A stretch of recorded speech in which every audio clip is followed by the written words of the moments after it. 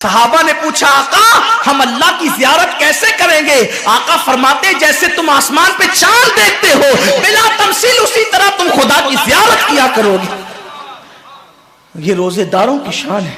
आज के रोजे क्या है?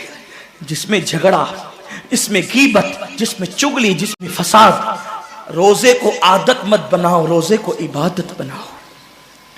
एहसास मिट गया, इबादतों का एहसास मिट गया, गुनाहों का एहसास खत्म हो गया। जब तक के लोगों में गुनाहों का एहसास जिंदा था, वो इबादत करके भी अल्लाह से डरते, वो इबादत करके भी रब की बारगाह में आंसू बहाते थे कि मौला मैं तो हक अदा न कर सका। लेकिन आज एहसास नहीं है, इसलिए लोग हंसते हंसते इफ्तार करते हैं। हालांकि सहाबा का मामूल था, जब इफ्तार का वक्त आता वो हाथों को उठा करके रोते और कहते, मौला रोज़ा तो चला गया लेकिन रोज़े का हक ना अदा हो सका। आंसू बहाते, डरते। लेकिन आज ऐसा कुछ भी नहीं है।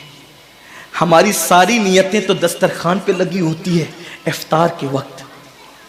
आइए एक बात निकल आई, एहसास गुनाह। क्या है एहसास गुनाह? आका ने फरमाया ना कि जब रमज़ान शरीफ का हक ज़ाय कर दोगे तो अल्लाह तुमसे इज्जत को छीन लेगा, तुम जलील और रुस्वा हो जाओगे। एहसास खत्म है गुनाह का, इसीलिए रमज़ान करते हैं और गुनाह कर रहे हैं तो जलील हो रहे हैं। एहसास किसे कहते हैं? एहसास यह है कि मैंने क्या किया। छोटे से गुनाह को बड़ा समझना, मैंने क्या किया।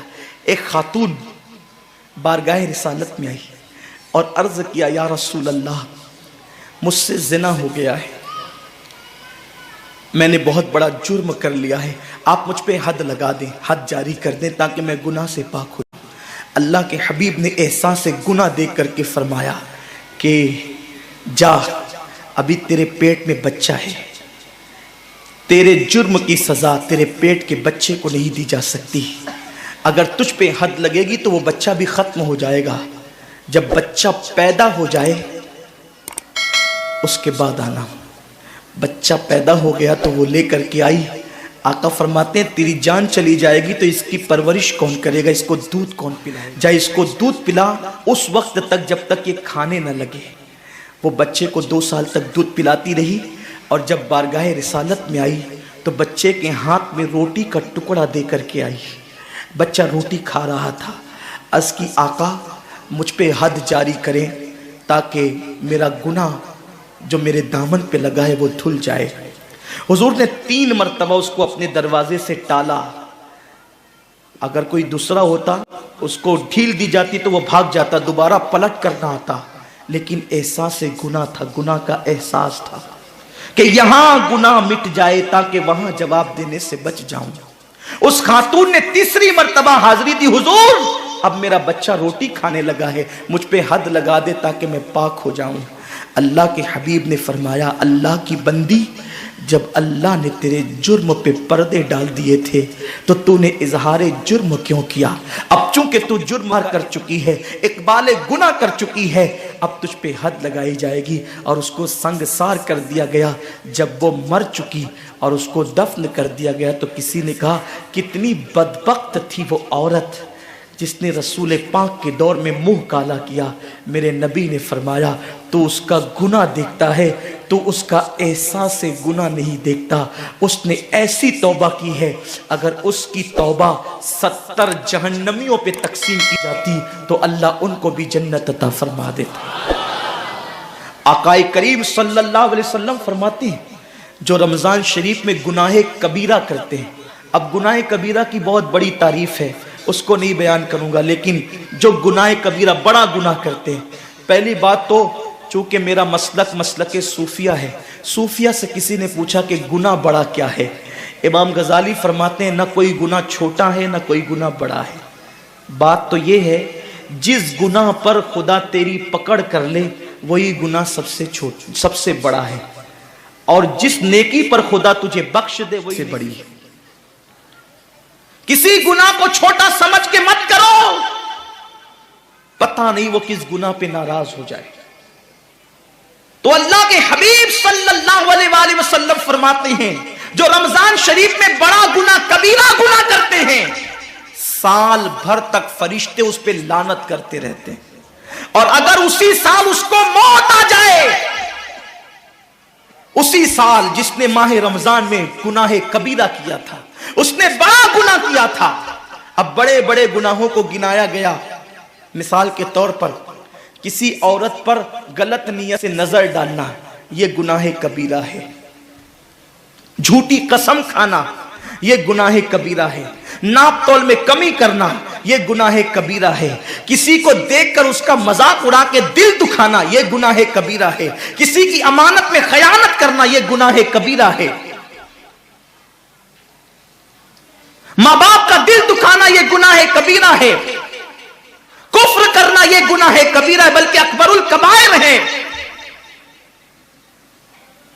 70 की फहरिस्त इमाम सुयूती ने गिनाई है, और फिर 70 की फहरिस्त गिनाने के बाद फरमाते हैं 70 1 2 3 4 वाला 70 नहीं, बल्कि अल्लाह के हबीब ने यहां जो 70 फरमाया है, ये 70 गिनती वाला 70 नहीं है, बल्कि कसरत बताने के लिए 70 है। जैसे कि हम कहते हैं ना, मैंने तुझे 50 बार समझाया तू नहीं माना, मैं 100 बार तेरे घर आया तू नहीं मिला, तो इसका मतलब ये नहीं कि 99 के बाद एक जो मिला करके आता है वो 100 नहीं, गिनती का 100 नहीं। यहां 100 बताना कसरत बताने के लिए है, यहां 50 कहना कसरत बताने के लिए है। तो अल्लाह के हबीब फरमाते हैं 70 बड़े गुनाह है, यानी इतनी तवील तादाद में इतनी कसरत से है बड़े गुनाह कि तुम उनको शुमार नहीं कर सकते। बस इतना कि जिस गुनाह पे खुदा नाराज हो जाए वो बड़ा गुनाह।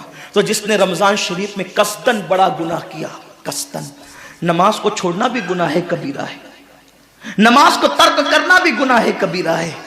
मेरे आका सल्लल्लाहु अलैहि वसल्लम के दीवानों, खेल कूद में वक्त को जाय करना, वक्त का जिया, ये भी गुनाह है कबीरा है। आका फरमाते हैं जिसने रमजान शरीफ में गुनाह कबीरा किया, उस रमजान से लेकर आने वाले रमजान शरीफ तक फरिश्ते उस पर लानत करते। ये लानत क्या है? लानत समझते हैं? लानत का मतलब यह है जिस पे लानत पड़ी वो हमेशा के लिए अल्लाह की रहमत से दूर हो गया। इंसान की लानत क्या है? इंसान की लानत, एक जानवर पर हुजूर अलैहिस्सलातु व तस्लीम किसी सहाबी के जानवर पर बैठे थे, वो धीरे चल रहा था। किसी ने कह दिया कि इस पे लानत हो, ये धीरे चलता है। हुजूर अलैहिस्सलाम ने उस जानवर के नीचे उतरकर फरमाया जिस पे लानत कर दी गई, मैं उस जानवर पे सवारी नहीं कर सकता। ये एक इंसान की लानत का असर है। जिस पे मासूम फरिश्ते लानत करे उसका अंजाम क्या होगा? वो भी 1-2 लानत नहीं। रमजान शरीफ को छोटा मत समझिए। 1 के 70 पर आपकी नजर है, गुनाह नेकियों की कसरत पे आपकी नजर, गुनाहों की तबाही पे आपकी नजर नहीं है। अल्लाह के रसूल सल्लल्लाहु अलैहि वसल्लम ने फरमाया जैसे माह रमजान शरीफ में नेकियों का दर्जा बढ़ जाता है, वैसे माह रमजान शरीफ में गुनाहों का भी मामला बढ़ जाता है।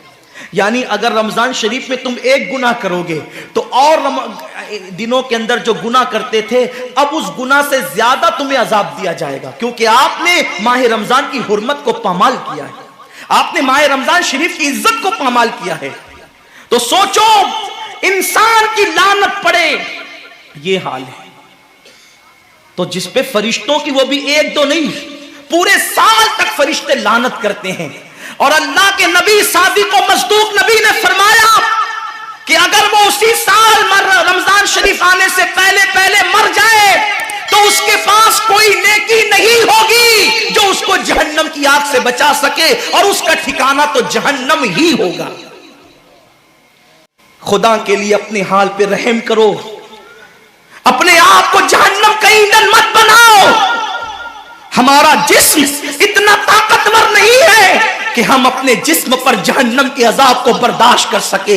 मेरी कौम के जवानों, अपनी जवानी पे इतराने वालों, अपनी कुव्वत पे नाश करने वालों, अल्लाह के रसूल सल्लल्लाहु अलैहि वसल्लम फरमाते हैं कि जहन्नम की आग की एक चिंगारी अगर दुनिया के समुंदर में डाल दी जाए तो दुनिया के सारे समुंदर आग से भड़कने लगे। उस चिंगारी को, वो जहन्नम की चिंगारी को समुंदर ठंडा नहीं कर सकते, बल्कि समुंदर को वो एक चिंगारी भड़का देगी और समुंदरों के अंदर आग लग जाएगी। जो एक चिंगारी सारे समुंदर को भड़का दे, अल्लाह अकबर, उस जहन्नम के अंदर ये छोटा सा वजूद, जो छोटी सी, अल्लाह अकबर, अगर बत्ती के चटके को बर्दाश्त नहीं कर सकता, जो चिराग की लौ की तेज को, जो चिराग की लौ की हरारत को बर्दाश्त नहीं कर सकता, सिगरेट के चटके पर बेकरार हो जाता है।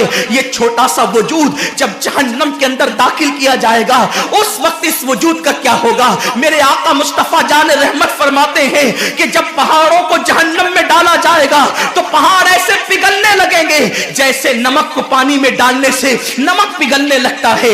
मेरे भाइयों, खुदा के लिए अपने हाल पर रहम करो, अपने आप को जहन्नम का ईंधन मत बनाओ। अल्लाह अकबर। तरावी के वक्त में पैर फैलाकर मोहल्लों में बैठने वालों, रोजों के वक्त में छुप छुपा कर खाने वालों, अल्लाह की गैरत को चैलेंज मत करो। अल्लाह के हबीब ने फरमा दिया कि जो गुनाह कबीरा रमजान शरीफ में करेगा, साल भर फरिश्तों की लानत होगी। आप कहते हैं मुसलमान कलमा पढ़ता है, मुसलमान नबी का गुलाम है, मुसलमान नबी पे जान कुर्बान करने के लिए तैयार है, इतनी मुसीबतों में क्यों है, इतनी तकलीफों में क्यों है, क्यों तबाह हो रहा है मुसलमान। अरे जिस पर फरिश्ते पूरी साल लानत करे, वो कौम तबाह न होगी तो क्या होगा, उस कौम के घर न जलेंगे तो क्या होगा, उस कौम की बेटियों की आबरू न लूटेगी तो क्या होगा, वो कौम गुर्बत की चक्की में न पिसेगी तो क्या होगा।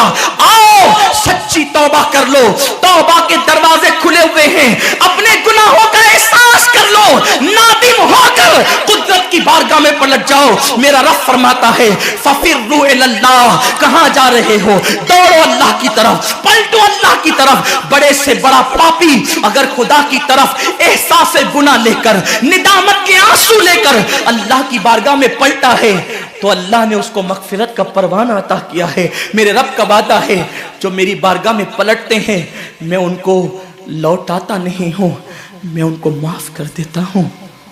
सबकत रहमती अला गदबी, मेरी रहमत मेरे गजब पे सबकत ले गई है। वो रब जो 70 माओं से ज्यादा प्यार करता है, उम्मत की तबाही का इतना ही ख्याल है तो हम रमजान शरीफ का एहतराम क्यों नहीं करते, हम रमजान शरीफ का एहतमाम क्यों नहीं करते, क्यों हम अल्लाह की इबादत की तरफ नहीं आते।